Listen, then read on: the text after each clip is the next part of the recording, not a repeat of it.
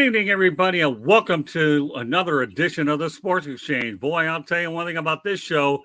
It will be a change of pace from what you're used to. While everybody is talking about football, guess what? We're not. We're talking baseball, and, it won't be long before spring training comes, so we want to kind of get a little bit of a head start on it. And, we're very thankful to be joined by, I call him baseball lifer, Andy Barkett, because that's what you are. So I bring you on here. We're going to let everybody know the crew here. George Eichhorn joins me tonight. George? Hi, great to be here, and nice having you on too, Andy. Thank you, George. And Jacob Christner? Hello, everybody, and I'm glad I got my best podcasting shirt on for some reason. I don't know why. It looks good. Well, at least it's a collared shirt. That's okay. Yeah. It's acceptable to our standards. And, of course, Andy Barkett. Before I go into there you go. Let everybody see Andy. Here's Andy. There we go. The baseball lifer. Before we go any deeper into the broadcast, let everybody know that we're going to be talking baseball throughout the entire broadcast. So hope you'll enjoy what we have to bring to you. But before I let everybody know that the Sports Exchange is being broadcast around the world.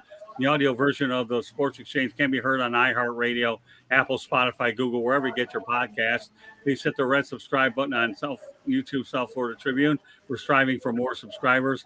Please also comment, like, and share the broadcast. Want to be a guest? No problem. Participate in the chat room. And you can send your topic ideas to southfloridatribune@gmail.com. If you want to advertise cost efficiently, give me a call at 954-304-4941. We broadcast live on Facebook, LinkedIn, Twitter, and YouTube.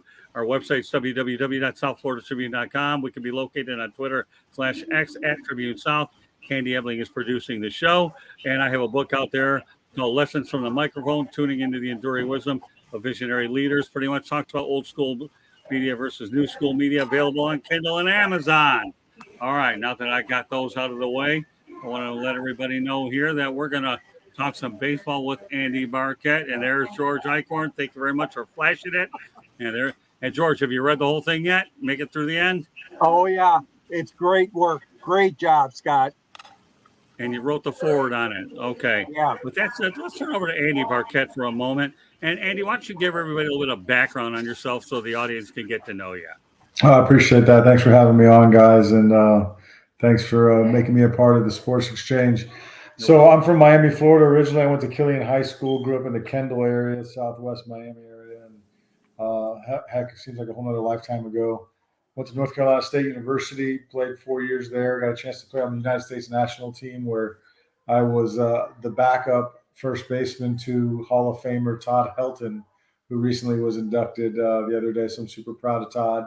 And I was proud to be his backup. Now looking back on it, 30 years ago, I was kind of chapped that I wasn't getting a chance to play. But you know what? I guess if I play behind a Hall of Famer, that's okay.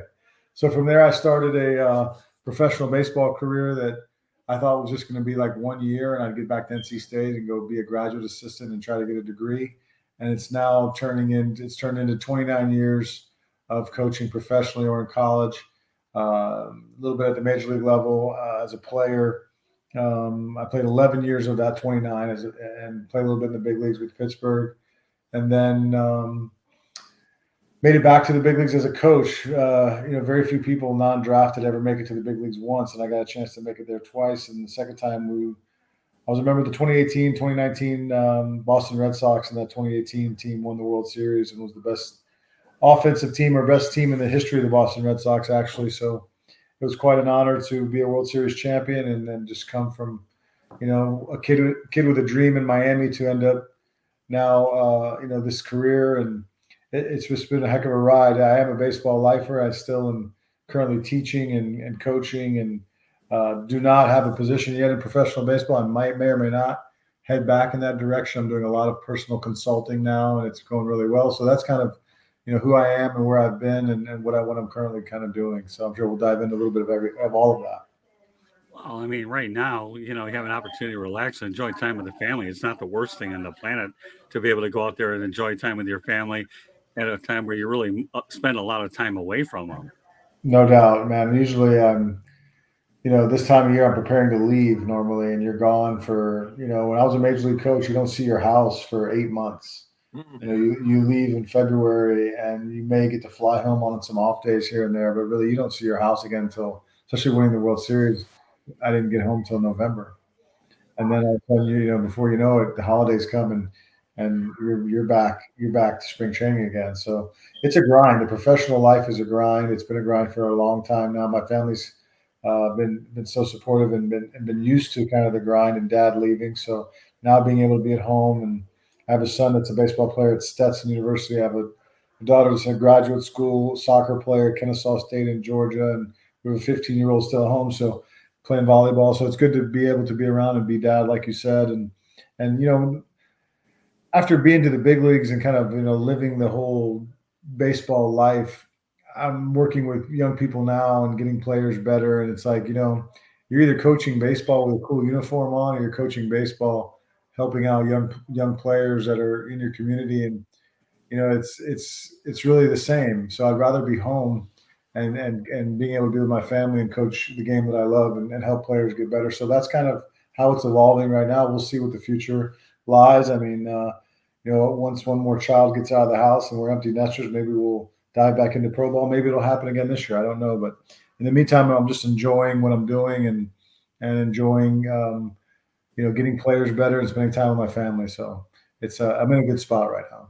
So when you're on the road, you say you live out of a suitcase more or less for 8 months of the year. Do you get an apartment? Do you rent a house? I mean, we all know what you do when you're on the road, but what's it like to be on the road for 8 months, and where do you stay, and how does it all work out that way? Yeah, I mean, it all depends. So the last 3 years, I've been a coordinator with the Chicago White Sox, which actually does mean I do get to kind of make my own schedule and get home. You go to spring training, you live in a hotel for 6 weeks. You're in a Marriott of some sort. You are Marriott Lifetime Titanium Elite if you work in baseball. That is one of the perks. So, yeah, I do have the card for that and get pretty good Marriott rates and so forth and have tons of points. So you'll live in a Marriott for 6 months. You'll go to instructional league at the end of the season, and you'll stay in a Marriott for 6 months. Basically, I live in hotels, in and out of hotels most of the season. When you go to Boston, you're a major league coach. It's up. They give you a living allowance, but it usually doesn't cover what an apartment covers in a big city like that. So you have to kind of make arrangements. I had some family in Boston, and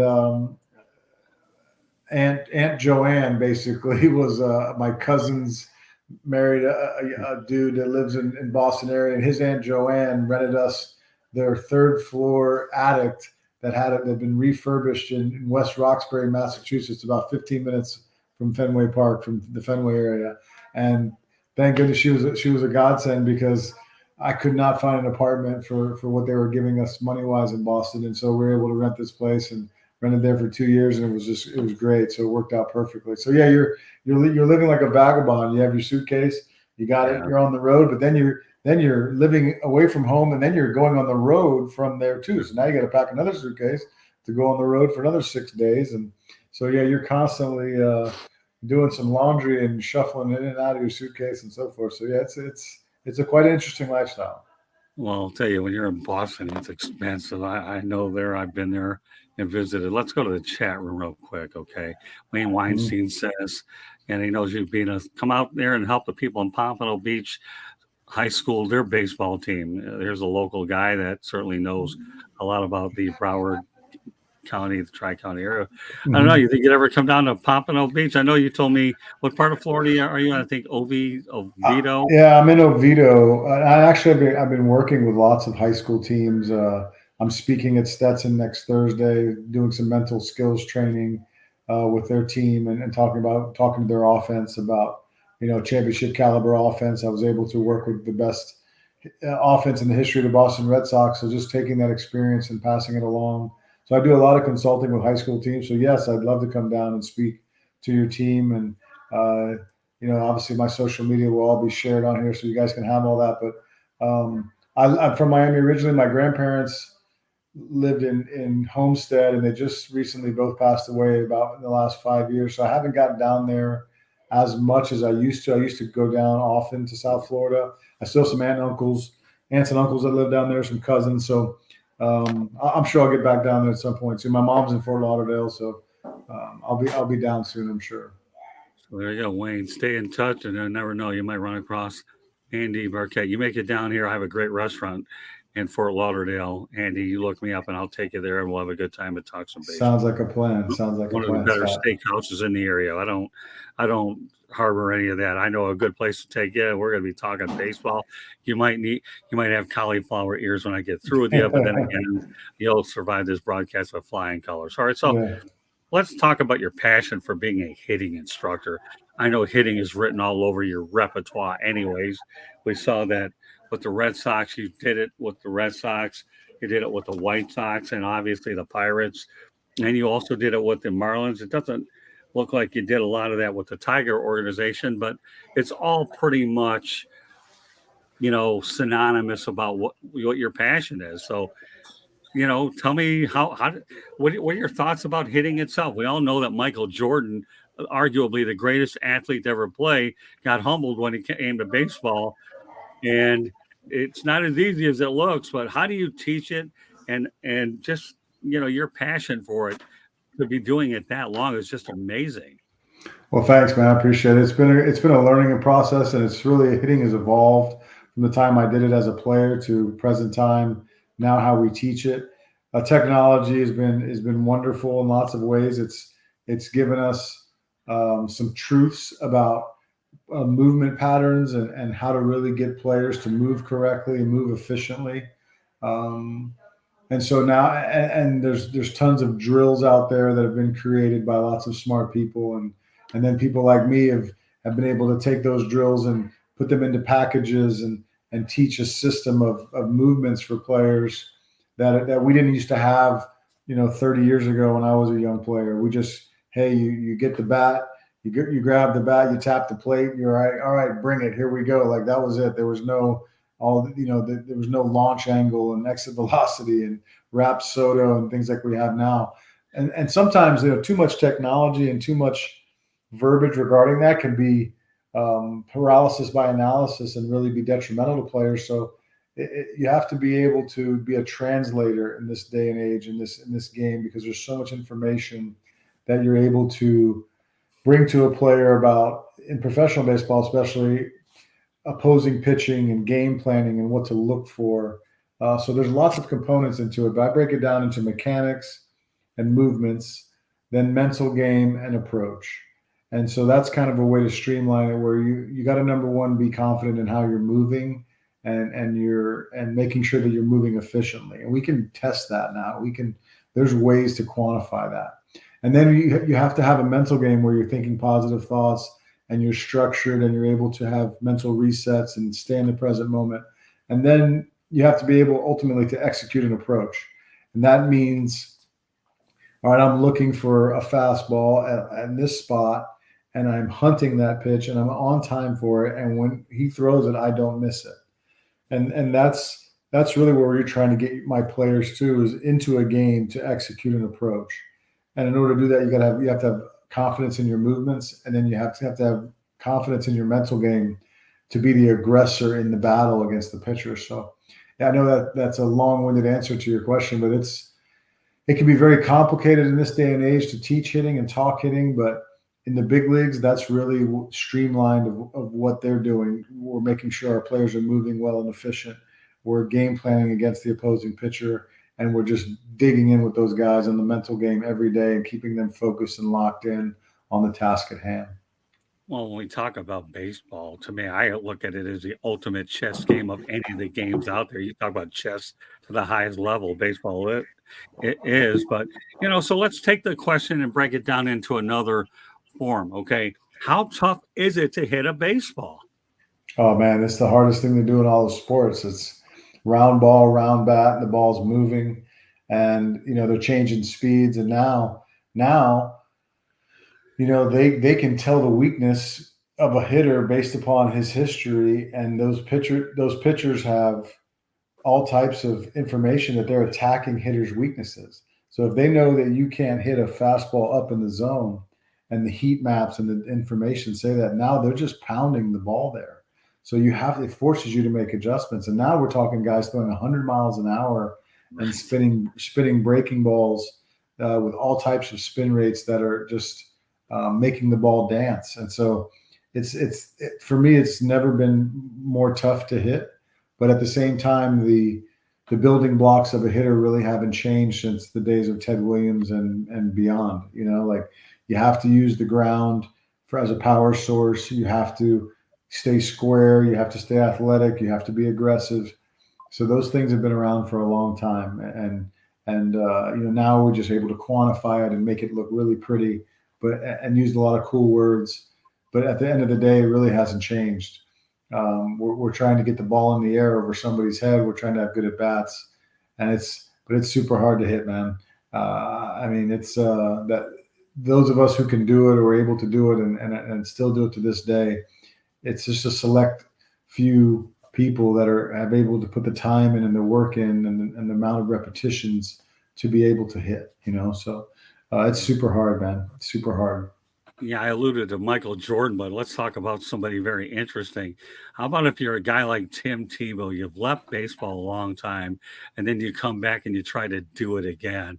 I mean, to me, it's tough enough to be sharp when you've been playing the game all the time, but then the guy takes a hiatus and let's just play football for a while.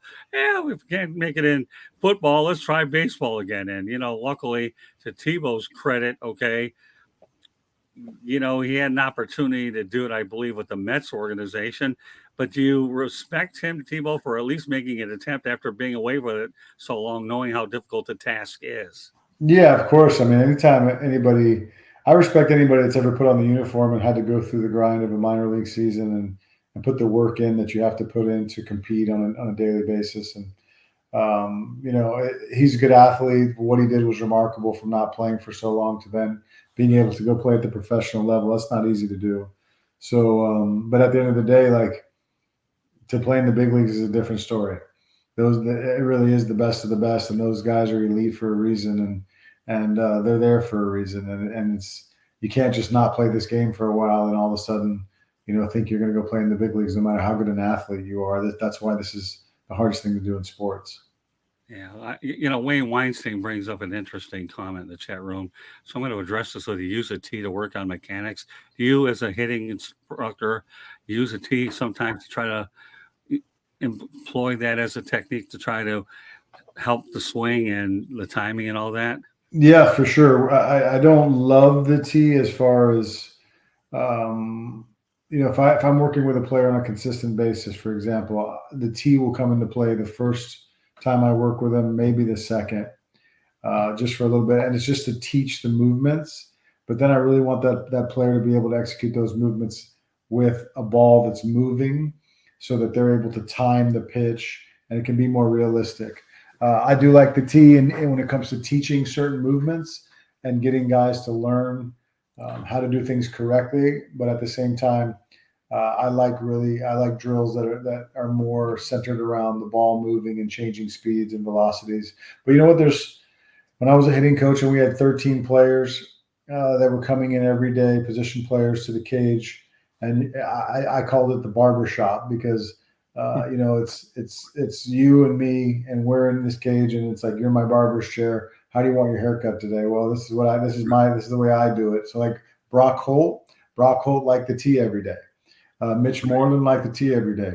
Mookiebetts didn't like the tee. JD Martinez doesn't like the tee. So it's like different. Some of those dudes will use it and have it as a part of their routine. And so in that case, like I'm not going to argue with Brock Holt and tell him I don't want to use the tee. I'm like, yeah, man, go ahead. I want you to feel good and do your routine. Sure. So if that works for Brock Holt, then I'm okay with it. So I think there's a time and a place for the tee for sure. I wouldn't make it the meat and potatoes, but it's definitely on the plate somewhere. Okay, I'm going to talk about your Major League Baseball stops, and I'm going to have George and Jacob ask you a few questions. First of all, we'll talk about each of them individually. Just give me a little bit about what you got out of each experience. We'll start with the Detroit Tigers. Yeah, I mean, the Detroit Tigers, as a player, I was there in 2004 for the Toledo Mud Hens, and then was a manager in their system from 2007 to 2010. 2006 and 2010, great organization. The English D is I've always had a fondness for the organization after playing there and understanding the history of the Detroit Tigers and what it means to wear that English D on the uniform. And the guys that have come before you, I got a chance to be around Willie Horton and Al Kaline and and Larry Parrish and Lance Parrish, and so it was just a wonderful experience being around some of those great Tigers and understanding what that organization means. So yeah, I have a lot of fond memories of the Tigers organization, and they gave me a chance to play in AAA, and then they get a chance to manage in the minor league system, and super appreciative of the time that I had there. Well, I know you had an opportunity to go to Lakeland and Oneonta, totally two different places. Oneonta, I was there a couple of years ago. That's just outright beautiful there. It really is. Sure is, yeah. Anybody's ever been to Oneonta, it is absolutely gorgeous up there. Yeah. And Lakeland, we all know about the fact that Marchand Stadium is a spring training park, so stats don't get exaggerated too much there. All right, let's talk about the Miami Marlins. What did you get out of that situation? Well, the Marlins organization was, I got a chance to really manage some great players. I mean, I had Christian Yelich, JT Realmuto, Derek Dietrich, Marcelo Zuna. I could go on and on. Jose Fernandez for a short period of time, God rest his soul. It was we had a great run. We won a championship in 2014. I got a chance to watch. I got a chance to manage Realmuto for 2 years, 13 and 14, and watch him lead our team to a AA championship, and watch the evolution of one of the best players in baseball, especially behind the plate, before my eyes, which is pretty cool. And then being around Yelly for a year and getting a chance to send him to the big leagues. And I mean, we had from that 2013 team in Jacksonville, I think to this day, of the 40 players who made it on the team at some point throughout the season, I think 24 went to the big leagues at some point, which is incredible for a minor league team as far as numbers go. That many dudes played in the big leagues that year. So, or at some point that they did. So we had a lot of talent when I was there with the Marlins. Obviously, Jeffrey Loria was the manager, or the owner, and there was, a new manager every year, and Ozzie Guillen and all of that, and the new stadium, and so it was during basically that era. So yeah, it was a really good run. They had a lot of great players that I got a chance to be around and build relationships with that I still have today. All right. Now, Wayne Weinstein, I know we talked about the Jacksonville Jumbo Shrimp, but I think when you told me when we spoke, weren't they the Jacksonville Suns when you were there? Yes, they were. Yeah, they were the Suns. Mm-hmm. They were the Suns for a long time, and Mr. Bragan finally sold the team, and then the new ownership changed the name. Okay, very good. All right. So as we go to Miami, we'll talk about the Pittsburgh Pirates. Boy, when it comes to old traditional franchises, you made the rounds pretty well, including the Pirates. 5-year situation.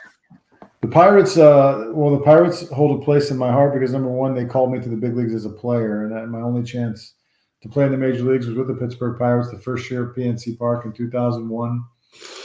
And then I got a chance to work there again as a coach, and it was great. I thought I was ready to coach in the big leagues before I got there, just from my experience, and just they were amazing of the way that they invested in a coaching staff. They would coach the coaches how to coach the players by just bringing in people that would just pour into you. And so when I went to the chance to go to the big leagues and be with Boston right after that, I was really prepared to deal with players better than I thought I was going into my time with Pittsburgh. Just the way that they helped me learn how to teach the mental game and deal with players on the mental side more than just teaching the fundamentals of the game. So starting to get into the mental fundamentals and the connection with players and being a 21st century coach. I really learned that working for the Pirates. So it was clinthurdle and his staff were amazing. Neil Huntington was the general manager when I was there. He was great. They had a hard time winning games because their ownership is not really into spending money on free agents, but they do spend tons of money in development. And so they have tons of resources, and it was a great place to learn and grow as a coach.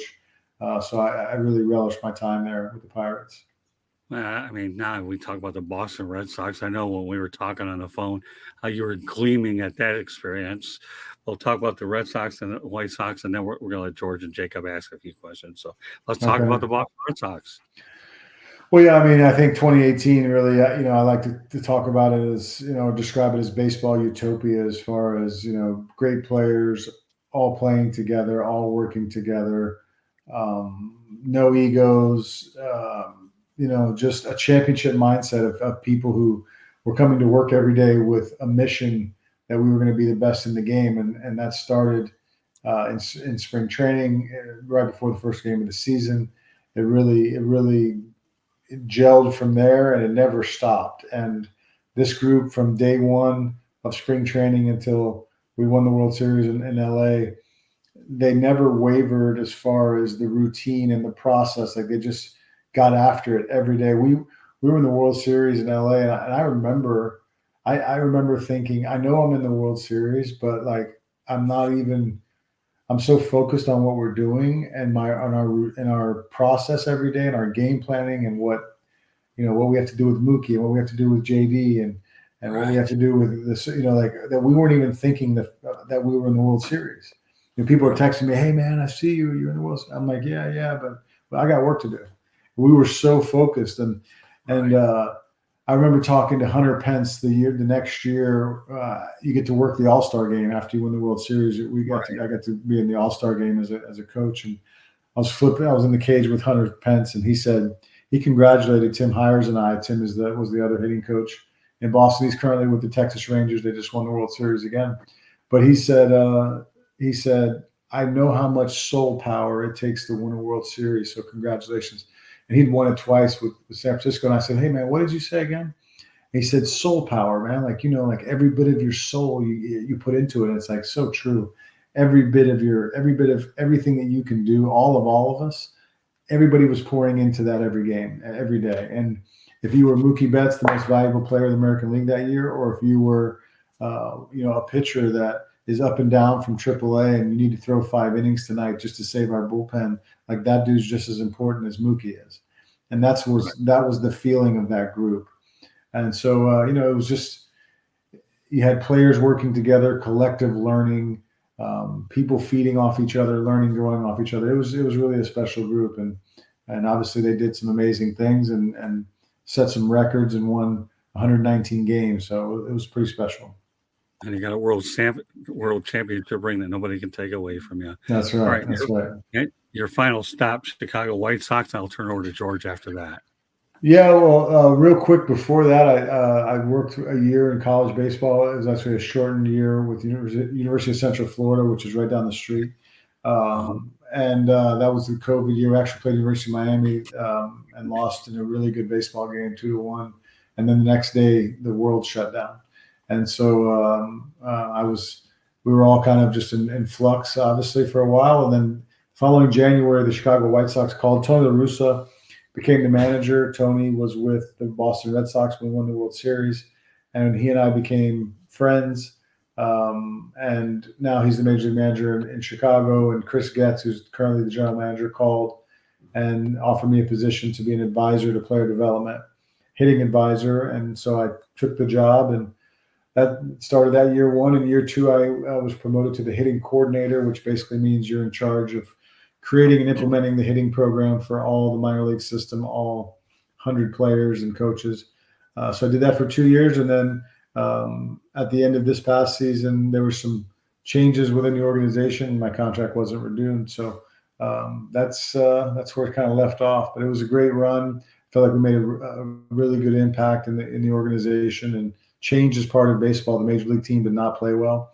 The offense really did not play well. And, players and lack of production will cost you your job in my business. So that's what ended up happening. Okay. Turn over to George Eichhorn. You got a couple of questions for? Yeah, I sure do. You talk about analytics, Andy, and in the situation here in Detroit, of course, we had a guy like Jim Leland, and he had his way about things, and of course, Sparky Anderson, very successful. The old-time managers, are they having as much a difficult time as it appears that they are, as far as analytics and using those, obviously for the day in and day out grind of the major league season? I don't know. I feel like everybody's kind of having to adapt. I feel like when you're managing now, I think that like Buck Showalter seemed to have some issues with the analytic department in New York.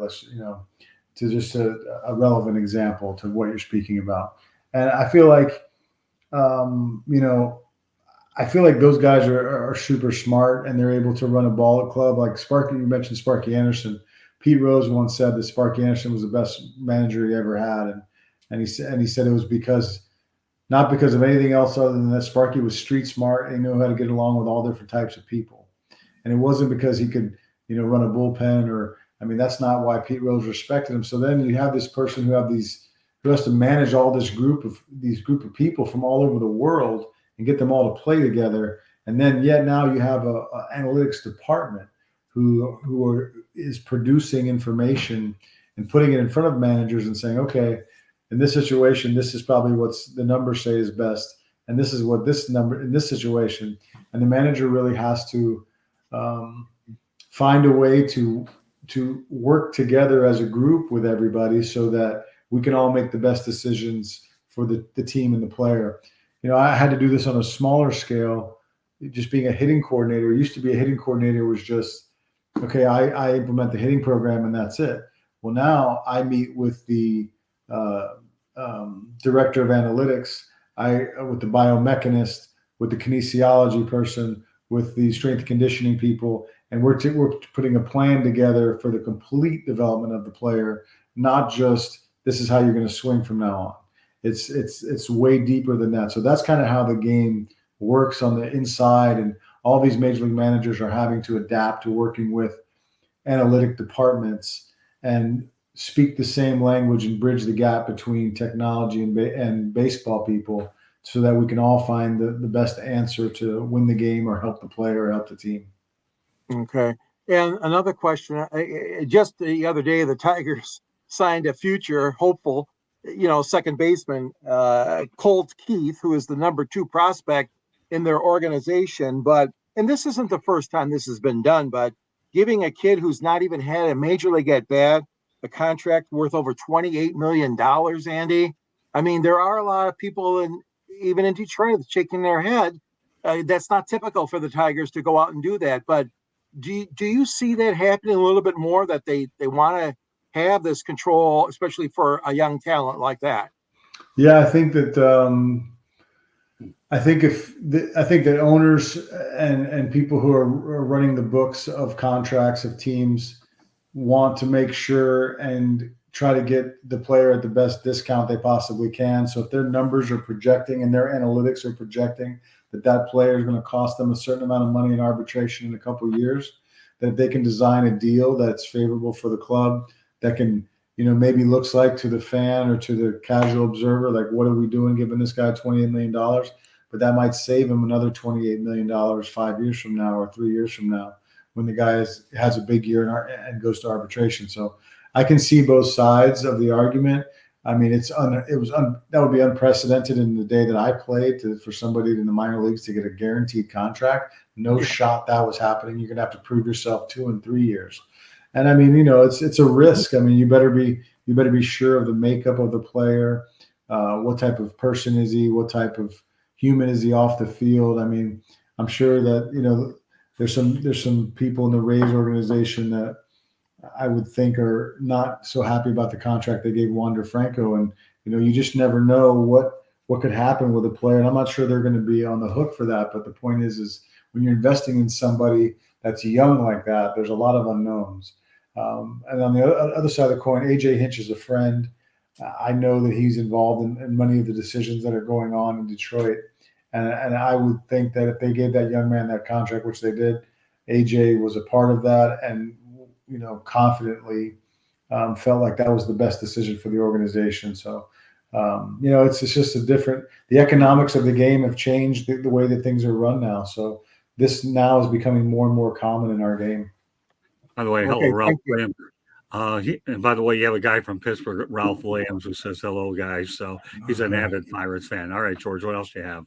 Well, the only other, and again, I'm talking about some old Detroit guys, but I'll tell you what, one of the guys I always admire, Dave Dombrowski, and I know Dave had an open checkbook, from Mr. Illich, but I'll tell you what, as far as team presidents and executives go, his track record has been fantastic, and I'm sure you've crossed paths, obviously, with Dave Dombrowski. Yeah, I mean, Dave hired me. I had Dave as a player. When I was a player, he was the general manager when I was in Toledo with the Tigers. And then he gave me my first chance coaching, managing in the minor leagues. So, yeah, and then we were together in Boston and when we won the World Series. So I've been around Dave, worked with Dave very close. Dave is a Hall of Famer. He's a Hall of Fame general manager. He's a World Series champion. He knows how to build a team. He knows about the makeup of the player, about how he knows how to get along with all different types of people. He knows how to win. He knows the formula for winning, and he just he really enjoys and loves and respects the game of baseball and his place in it. So it was a pleasure working for him for sure. Thank you very much. Back to you, Scott. Okay, well, now I'm going over to Jacob. Hey, Andy, got a couple questions for you. You're the hitting guy. Yeah. But I want to ask you you're the hitting guy, but I want to ask you an organizational and pitching type question first. Okay. Just basically off of major leagues now. Like my personal preference is like the placement pitcher. Jamie Moyer, let's see, Greg Maddox, obviously. Most recently, Kyle Hendricks. Those are my kinds. I love we call it the professor, the geniuses. We can think of those guys. What keeps an organization from getting, quite a few of those type, placement pitchers, knowing that after 100 pitches, it's going, they're going to leave and they have to use 4 people in their bullpen in a game. But with 162 games, what keeps organizations from using quite a few placement pitchers and to be able to pitch, maybe because sometimes you'll get a 90 pitch complete game. And you get all of those. Maybe you can get a few of those a year. You might get 7 or 8 of them if you did it right. So what keeps them from getting so many of those? Is it a business deal of wanting a power pitcher and somebody to get in the stands? Or is it just, are they afraid to be able to give up runs and take the risk? I think number one, stuff. If you ask people within baseball, stuff rules. They're gonna say that they want stuff over pitchability 99 out of 100 times, because pitchability, if there's mistakes made, there's not enough stuff to get big league hitters out. If you have stuff, you have room for error to get big league hitters out. And the other part of the coin is the Tom Glavins, the Greg Maddox, the Kyle Hendricks of the world. There's not lots of them. You know what I mean? There's not lots of dudes walking around that can freaking pitch like that. Like those dudes are gifted to be able to, throw the ball, in a gnat, basically where a gnat lands in his glove, like they can hit that spot every time. Like that's not easy. So I feel like number one, there's just a shortage of people who can do that. And then secondly, you ask major league managers or general managers, like they're not going to get beat with a guy and throw an 89, 90 unless he does not miss his spot. There's too much money on the line for those guys. They want to, if you're going to get beat, then you're going to get beat throwing 99 and with somebody who's got power stuff. So I would say that that's probably the thought process of most teams. Okay, good. And this is a 1B question before I get to my final one. Did you ever have your Crash Davis moment? Like, I had 21 days. There was, we're in the hotels. They were nice sort of deal. Yeah. I had 30 days. Yeah. I mean, yeah. Of course, I don't talk about my big league playing career very often because it was only 30 days long. And, but yeah, it was pretty cool. You go from, I was in Oklahoma City and it was a day game. And I was a visiting player for Nashville, and I was mad I didn't start. I for some reason wasn't in the lineup. And then the manager came up to me and he said, "Hey, you're going to pinch hit in the 9th inning if so-and-so gets on base." Well, so-and-so got on base, so I get ready to go pinch hit. And as I'm walking, I had like 10, 15 people at the game. We were living in Oklahoma City at the time. My wife was from there, and she was pregnant with our first child. We were getting ready to go to actually find out the sex of the baby the next day. And at our doctor's appointment. So it was like a multiple reason that we were in Oklahoma City. And so I got all these people and he's pushing me back in the dugout. And I'm like, man, I'm on deck. Like, and you just embarrassed me. And there's only one guy left on the bench. And it's our starting catcher who's got a day off. And I think he's still drunk and asleep from the night before. So wait a minute. You just pinch hit me. You pinch hit the guy who's been sleeping for 4 innings over me. So to Humberto Cota's credit, he got up, he woke up, he put on some batting gloves, threw on some water on his face, and he swung at the first pitch and hit it about 15 feet in the air right back to the pitcher to end the game. So I'm totally pissed. I'm pissed. I'm mad. I got like tears in my eyes. I'm so angry. And I'm grabbing my stuff. I just got embarrassed. I'm walking into the clubhouse, and the manager, Marty Brown, stops and says, "Hey, you know why I didn't hit for you there?" And I'm like, "No, why?" I remember being kind of like a smart aleck, like this dude better have a really good freaking reason why he just embarrassed me. He goes, "You're going to the big leagues tomorrow." And I was like, "What? No way. Don't mess with me, Marty." He's like, "No, you're going to the big leagues tomorrow." So flew from Oklahoma City the next day I missed the appointment and didn't find out till later that we were having a girl, but flew to Pittsburgh and was on national television the next night against the Marlins and hit the first pitch I saw for a double off the wall and got a chance to play in about 40 games. Oh no, I have like 40 at bats, playing like I think 20 games or so, 18 games. I don't remember exactly. Hit 300 in the big leagues. Hit a big league home run in the Metrodome, which doesn't even exist anymore. So I can't even say that's where I hit my home run. It's a parking lot now, I think. So yeah, it was a good run. It was too fast, obviously. The general manager of the team was bad luck. Cam Bonifay got fired while I was in the big leagues, just from the team not playing well. And new general manager came in, and next thing you know, we're going a different direction, and a lot of this is luck of the draw, and that's just how the game is. So I found myself on the wrong side of that at that point, but I'm a career 304 hitter in the big leagues and 40 something at bat. So. And that's awesome. And one more thing, it's like you play in between high school, college, minor leagues, and that little major league. You played a lot of years. Yeah, a lot of years in that. What did you have, about 12 years or something total? Professionally 11, and then college 4, so 15. With college and professional. So for all of those, I wanted to ask you this as a player. Because you're going to be you're doing consulting right now, but you're going to probably be doing some coaching eventually, doing all that kind of stuff there. From having all the coaches that you had, all the mentors you had, all this, and I've been a mentor before. I've been like a volunteer basketball coach. I've been things. I kind of mentor people. What makes, as a player, as a young man and as a player, what makes a good manager to you, good coach to you, good mentor to you? And what makes you look at somebody and say, "I'm not even taking him seriously"? I think that's a great question, but I think it's an easy one to answer. Is you want somebody who believes in you. I think there's nothing more powerful than somebody in that believes in you and talks greatness into you.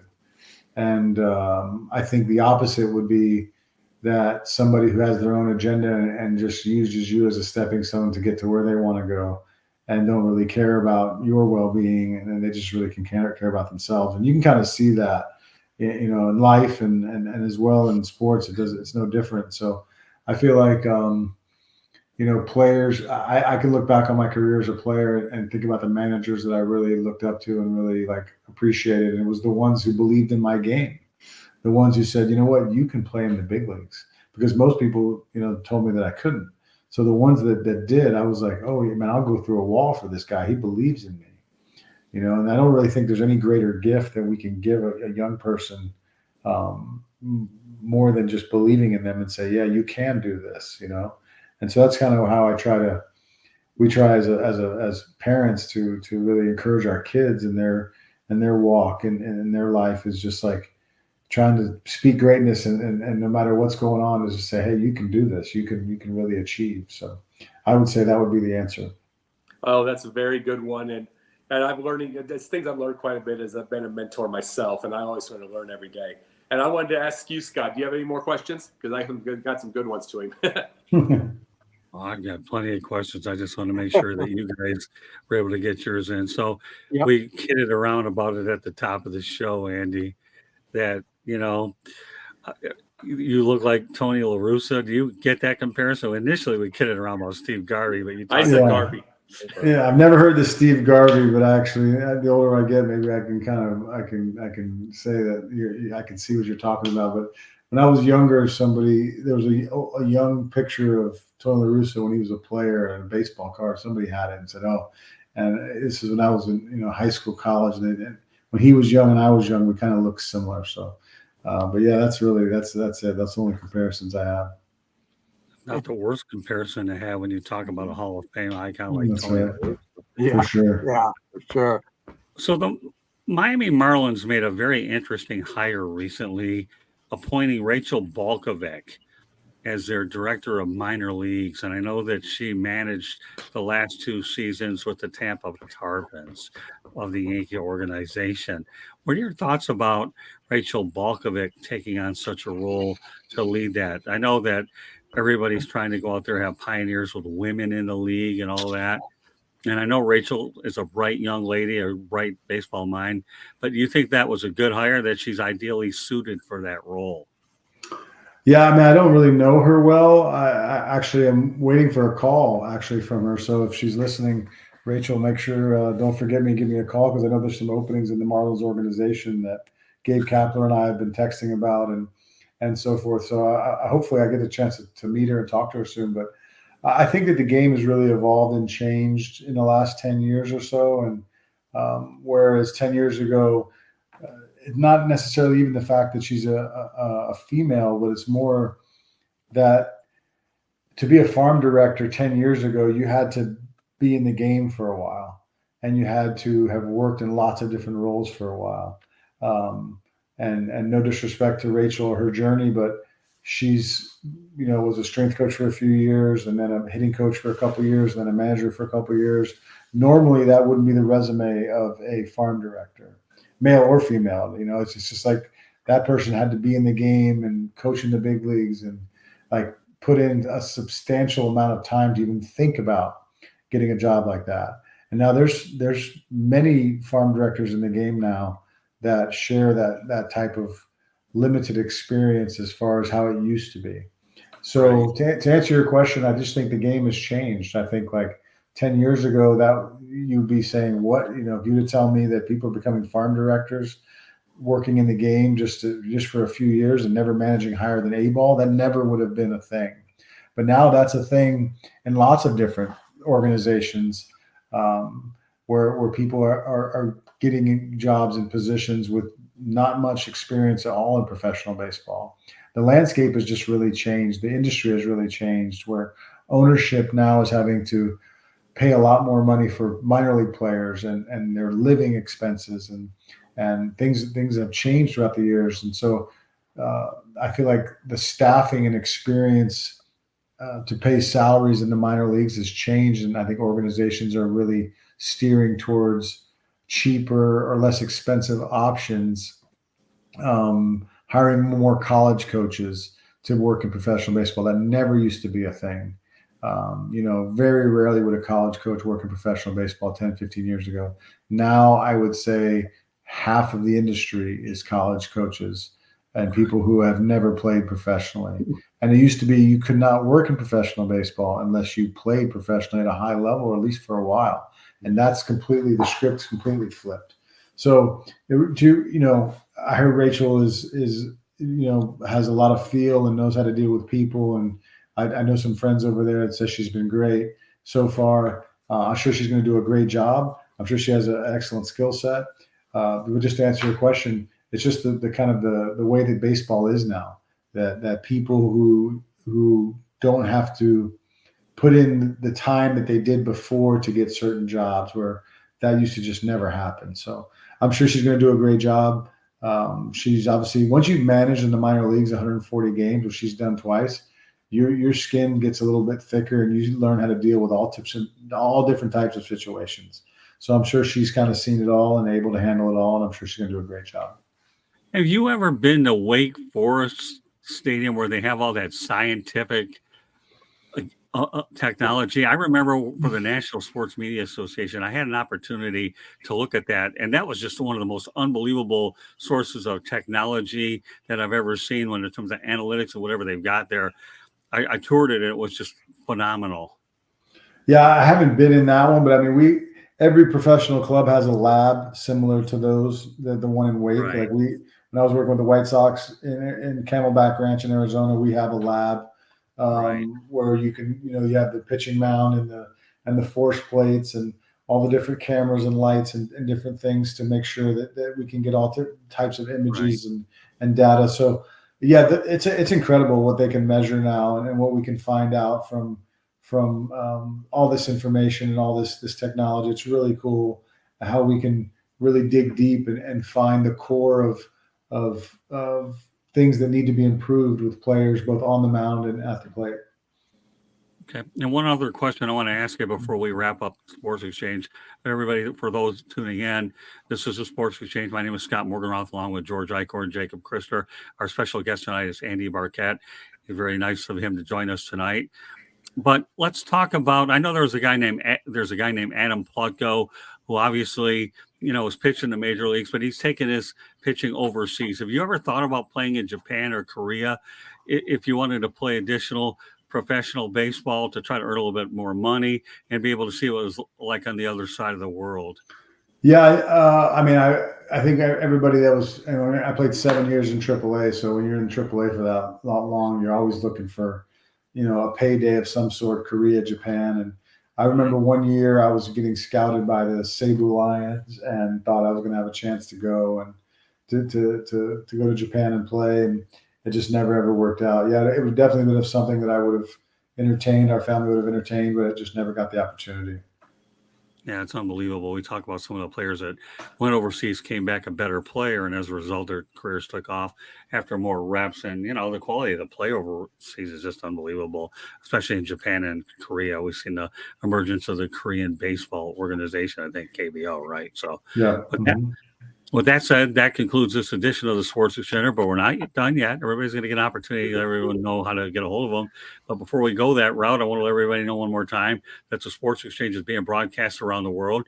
The audio version of the Sports Exchange can be heard on iHeartRadio, Apple, Spotify, Google, wherever you get your podcasts. Please hit the red subscribe button on YouTube, South Florida Tribune. We're striving for more subscribers. Please also comment, like, and share the broadcast. Want to be a guest? Boy, we had a good chat room today. When Andy comes on, we bring a few people in here, participate in that room. Send your topic idea to southfloridatribune@gmail.com. If you want to advertise cost efficiently, give me a call at 954-304-4941. We broadcast live on Facebook, LinkedIn, Twitter, and YouTube. Our website is www.southfloridatribune.com. Our Twitter/X information is at Tribune South. So if you're on Twitter, feel free to follow us, Andy, and I'll follow you back. Okay. And Candy Ebling is our producer behind the scenes and works with the website. So that's at Tribune South. Okay. Yeah, I'm going to do it right now. Beautiful. And I'll follow you back. Okay. And I'll even send you the show over there as well. I have a book out there called Lessons from the Microphone, Tuning into the Enduring Wisdom of Visionary Leaders, which talks about old school media versus new school media. And it's available on Kindle and Amazon. And of course, for a lot of you individuals that want to see the show, you can find it on the South Florida Tribune YouTube channel. So please subscribe to that for those that are watching and listening to South Florida Tribune. We put all of our shows for every show out there. All right, George Eichhorn, we're going to let Andy give his contact information last because I'd like to leave everybody with a lasting impression of our guest who was kind enough to join us tonight. George, let everybody know how they can get a hold of you. Yeah, you can get a hold of me. You'll find me on the South Florida Tribune under the Motor City Tribune. I write a column there for Scott and Candy, and really enjoy doing that. I have a local column in the Detroit Downtown Monitor as well. You can see me at email me rather, gicorn@yahoo.com and SNGsports99 at Twitter. And look for me on any number of the shows here. Scott and I have been working together for a long, long time. He's got a book. I was so proud and honored that he asked me to do the foreword for his book. So if you didn't get a copy of it, please follow up with that. My book is Detroit Sports Broadcasters on the Air. So great being on again tonight, Scott. Great to have you, George. All right, Jacob Christner. Jake the Pundit 1 on TikTok, Jake the Pundit on Twitter, and the Pundit's Pundit on Thursdays with these two and one other, plus some other shows. And everything like that. I had a lot of fun tonight, Andy. And that other happens to be Denzel Snipes. So we're glad to have him as part of the team as well. And all right, Andy, the floor is yours. Let everybody know how they get a hold of you. Yeah. So the Twitter is abarkett17. abarkett17 will be the Twitter feed. And then I started an Instagram, a hitting page on Instagram at the beginning of the year. It's called Holistic Hitting. So it's at holistic_hitting on Instagram. And then a TikTok. I do have a TikTok. It's Holistic Hitting as well with the underscore. And then you can have a website, baseballprosacademy.com. That's all one word. And so between the Twitter and the Instagram and the website, you can find me and get a hold of me. And baseballproscamp@gmail.com if anybody wants an email, or contact me directly for any type of consulting work, whether it be teams or individual players doing mental skills or hitting, work with players in college baseball and professional baseball, and then in the amateur game as well in the high school level. So I really appreciate you guys having me on tonight and giving me a chance to talk and share some information with you all. It was really a lot of fun. Well, Andy, I have to tell you, you have an open invitation to come on anytime you want, whether it's with the Sports Exchange or 108 Stitches Baseball Talk, which we do on Monday nights at 8 o'clock. But whatever you want, it's okay. I found out about you on LinkedIn. It's been great. I've met a lot of good people on LinkedIn. So that's a great way to connect with professionals. So, Andy, you have an open invitation anytime you want. You let me know when you get to the greater Fort Lauderdale area. We will go out to eat on my dime and we'll have a good time. We'll talk baseball, anything you want to do. You've been an absolute pleasure to be on. We are so delighted that you've joined us here tonight on the Sports Exchange. It's been a lot of fun, and we're doing it during the height of the NFL playoffs. Who cares? Baseball's coming up soon. I just wanted to get ahead of it. That's all. So, So with that said, on behalf of George Eichhorn, Jacob Christer, Andy Barkett, my name is Scott Morganroth, the Motor City Madmouth. Thank you for joining us on this edition of the Sports Exchange, and we will catch you on the next episode, Pundits tomorrow at 8 o'clock Eastern Time. Good night, everybody.